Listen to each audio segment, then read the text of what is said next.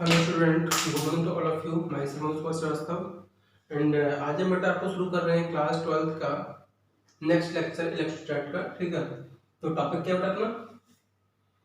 Angle of deviation of the path of electron as it comes out of the electric field. मतलब अपने पास एक electric field का setup बनाया हुआ है यहाँ पे। ठीक है, और इस इलेक्ट्रिक फील्ड के सेटअप में अपने पास एक ये अपर प्लेट है, ये लोअर प्लेट है। ठीक है, और इस पे अपर प्लेट पे अपने पास चार्ज कैसा है? पॉजिटिव चार्ज है। लोअर पे चार्ज कैसा है? नेगेटिव चार्ज है। ठीक है ना, इन दोनों के बीच से बेटा अपने पास एक इलेक्ट्रॉन पास करता है जिसकी स्पीड कितनी है? v नॉट है। कितना है? v not. ठीक है, तो मान लो अगर ये जाएगा, ठीक है, अगर यहाँ प्लेट ना होती तो ये इलेक्ट्रॉन्स कुछ इस तरीके से जाता। ओके, तो इसका पाथ ये होता अगर यहाँ पे कुछ ना होता तो। ठीक है, बट इलेक्ट्रॉन का चार्ज कैसा? नेगेटिव।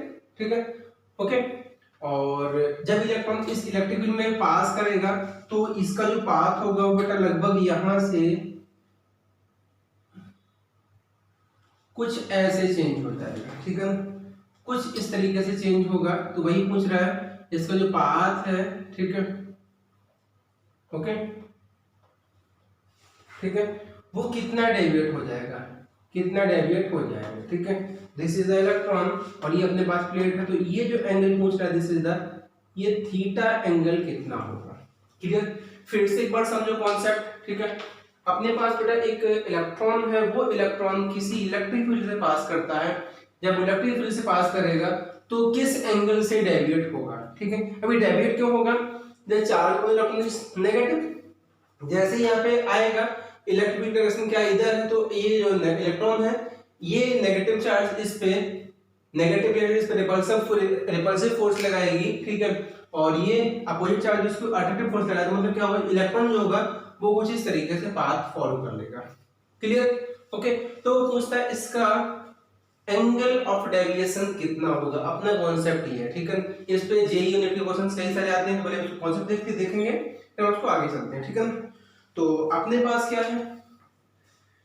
पहला कॉन्सेप्ट अपने पास आता है, इस पे फोर्स लगेगा। ठीक है, ओके, तो फोर्स ऑन इलेक्ट्रॉन कितना हो जाएगा? फोर्स ऑन इलेक्ट्रॉन कितना हो जाएगा?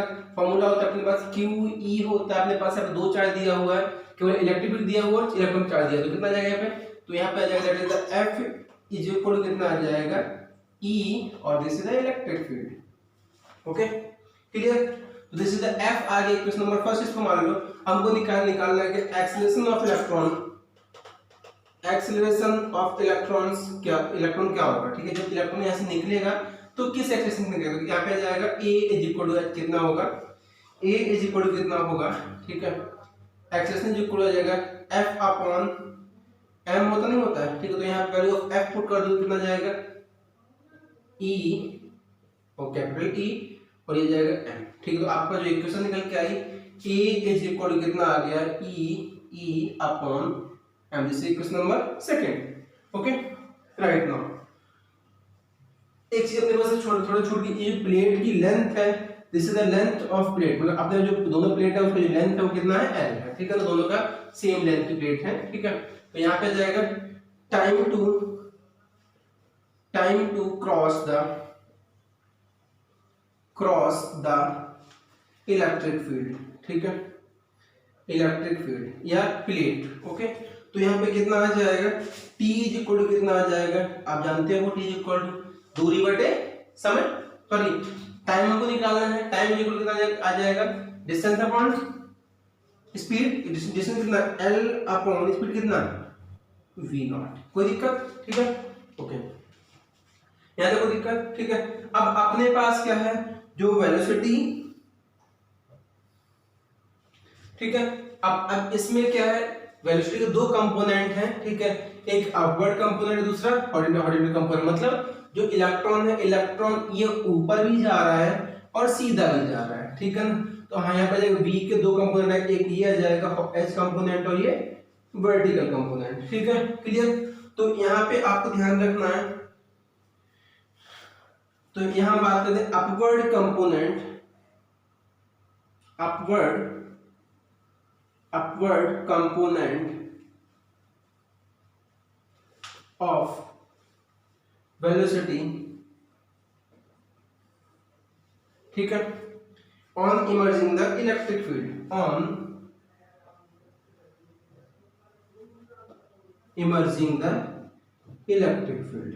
ठीक है, तो अपने पास फॉर्मूला आपने पढ़ा होगा बेटा, V इज इक्वल टू कितना होता है, V ऑन अपवर्ड है, यहाँ पे y आप मान सकते, तो Vy इक्वल कितना होता है, V equal to U plus T होता है। ठीक है, V इक्वल टू आपने सुना होगा बेटा, V इज इक्वल होता है U प्लस AT। अपवर्ड में U कितना है, स्टार्टिंग में यहाँ पे अपवर्ड में का 0 है कि नहीं है, तो यहाँ पे आ जाएगा अपना, मतलब Vy आप मान लो कितना हो जाएगा 0। ठीक है, तो इसको अपने को नहीं मानना। ठीक है, आ जाएगा कितना, तो यहाँ लिख लो बेटा Vy is equal to AT। ठीक है, Vy is equal to AT, this is equation number 3। ठीक है, अब यहाँ पे अपने को क्या करना है बेटा, यहाँ पे A का मान यहाँ पे रखना है। ठीक है, और इसके बाद जो V का मान अपने T का मान निकला हुआ है, T का मान निकला हुआ ये आपको यहाँ रखना है। ठीक है, आपके पास एक नई इक्वेशन निकल के आ जाएगी, तो वो हम क्या लिखते हैं। ठीक है ना, ओके, तो यहाँ मैं आगे चल रहा हूँ, ऑन पुटिंग द वैल्यू, यहाँ लिख रहा हूँ ऑन पुटिंग रेस्पेक्टिव वैल्यू, या on putting the value of A and T in equation 3, तो अपने क्या मिलता है, तो अपने क्या मिलता है, Vy इज इक्वल टू मिलेगा, तो यहाँ पे A कितना है, E capital E upon M, T कितना निकला है, L by V naught, L by V naught. ठीक है, तो this is the By, this is the speed of the vertical component of velocity after emerging the electric field. ठीक है, तो आपको यहाँ पे एक ये याद रखना है, क्लियर, ओके। फिर दूसरी चीज आपको यहाँ पे एक चीज और समझनी है, जो हॉरिजॉन्टल कंपोनेंट है, ठीक है, remain same during the journey, तो यहाँ पे मैं दूसरे पेन से लिख रहा हूँ। ठीक है, क्या horizontal component, horizontal component, horizontal component remains same, कितना रहेगा, VH इज इक्वल टू कितना रहेगा, या VX आप बोल दो, VX को बोल दो कितना, V नॉट रहेगा, ये आपको याद रखना है। तो this is the component of velocity after on emerging the electric field from the given plate, okay, clear। अब अपने निकालने का एंगल निकालना, कितना एंगल होगा, ठीक है ना, ओके। चलिए इसको बेटा नोट कर लो इसको, फिर मैं आगे चलता हूँ।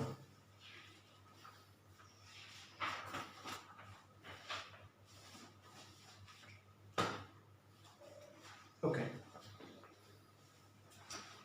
तो अब अपने क्या थीटा निकालना है। ठीक है, यहां से हम निकालते हैं tan थीटा, पढ़ा हुआ है आपने, तो यहाँ पे tan theta is equal to आ जाएगा Vy अपॉन Vx, ये फॉर्मूला पढ़ा हुआ है। ठीक है, यहाँ पे अपन लोग क्या दोनों वैल्यू पुट कर दोगे, कितना आ जाएगा, Vy का वैल्यू पुट कर दो। ठीक है, या यहाँ मैं लिख दे रहा हूँ, Vy वैल्यू पुट कर दो, कितना आ जाएगा, Vy इज इक्वल टू, ठीक है, Vy अपने पास कितना आया, वो E capital E L upon M V naught. ठीक है, ओके, और Vx क्या है, इंटू वी नॉट। ठीक है, तो इसको रीअरेंज करो, आ जाएगा tan थीटा इज इक्वल आ जाएगा E capital E upon M V naught square. ठीक है, this is your the tan theta. अब यहाँ से अपने थीटा इनवर्स निकाल, थीटा इनवर्स आप जानते ही हो। ठीक है, तो थीटा इनवर्स इक्वल कितना आ जाएगा, ठीक है, सॉरी थीटा इक्वल आ जाएगा tan इनवर्स E और L upon m V naught का स्क्वायर। तो this is your angle of deviation, this is your angle of deviation. ठीक है, आपने को यही चीज प्रूव करके निकालनी थी, कितना होगा, तो इसमें अपने पास जो फॉर्मूले याद करने हैं, एक फॉर्मूला आपको ये याद रखना है, एक फॉर्मूला ये याद रखना है, दूसरा फॉर्मूला आपको ये याद रखना है, तीसरा फॉर्मूला आपको ये याद रखना है। ठीक है, क्लियर? इनमें 4 फॉर्मूले से आपको क्वेश्चंस पूछ सकता है। ठीक है ना, क्लियर? ओके, तो हम बात करें इसके बाद नेक्स्ट टॉपिक अपना शुरू होता है डिस्कंटिन्यूअस चार्ज डिस्ट्रीब्यूशन। ठीक है, इसको बेटा नोट कर लो। तो मैं अगला टॉपिक फिर से शुरू करता हूँ, सॉरी, इसको नोट कर लो। ठीक है, और मैं अगला टॉपिक फिर से स्टार्ट करता हूँ।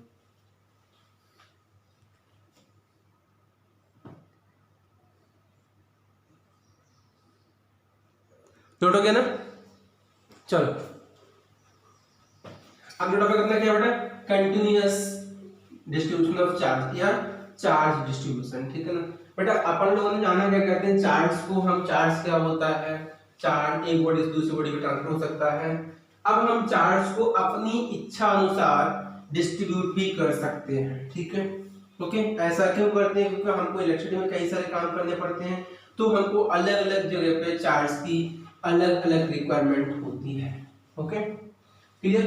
तो उसको अपन लोग बोल सकते हैं कि डिस्ट्रीब्यूशन ऑफ चार्जेस या इलेक्ट्रिक चार्ज। इसमें आपको एक बात ध्यान रखना है, यहाँ पे हम क्वांटाइजेशन ऑफ इलेक्ट्रिक चार्ज को फॉलो नहीं करेंगे। क्लियर? इस कॉन्सेप्ट में डिस्ट्रीब्यूशन ऑफ चार्ज में, ठीक है, हम क्वांटाइजेशन ऑफ इलेक्ट्रिक चार्ज को फॉलो नहीं करेंगे। ओके, तो यहां हम बात करते हैं कंटिन्यूअस चार्ज डिस्ट्रीब्यूशन। ठीक है, नेक्स्ट टॉपिक हमें शुरू होता है क्या? कंटिन्यूअस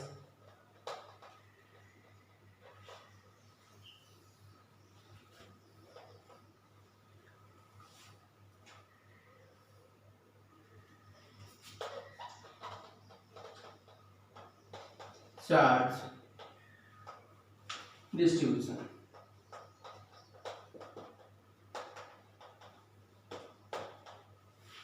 बट हम जो इलेक्ट्रिक चार्ज है किसी बॉडी पे अलग अलग तरीके से डिस्ट्रीब्यूट कर सकते हैं यूनिफॉर्मली। ठीक है, तो वो कैसे करते हैं? ठीक है,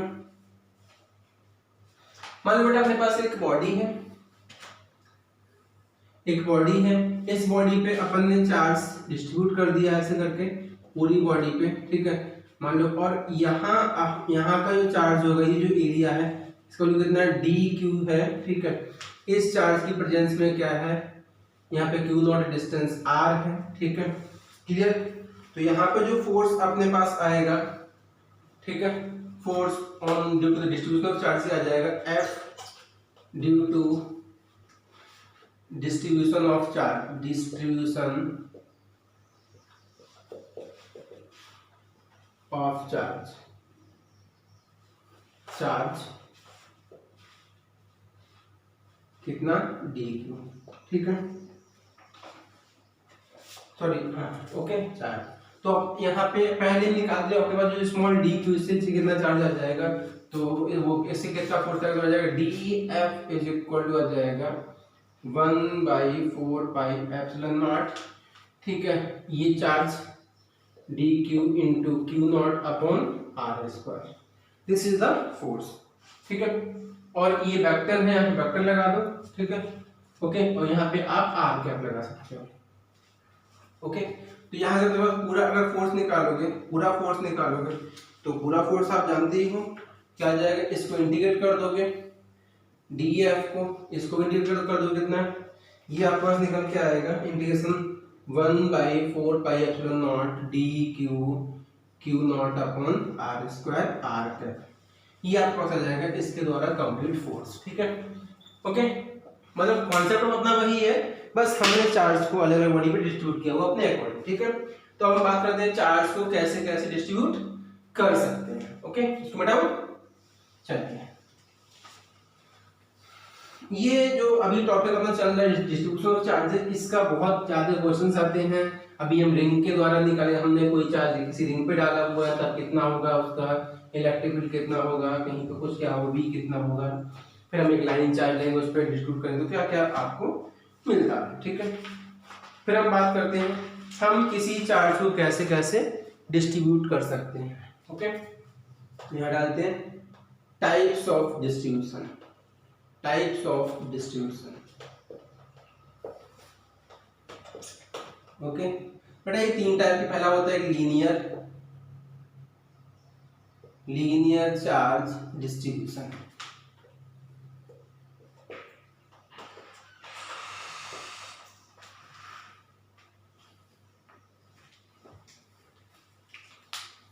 ओके लीनियर चार्ज डिस्ट्रीब्यूशन। दूसरा होता है सरफेस चार्ज डिस्ट्रीब्यूशन।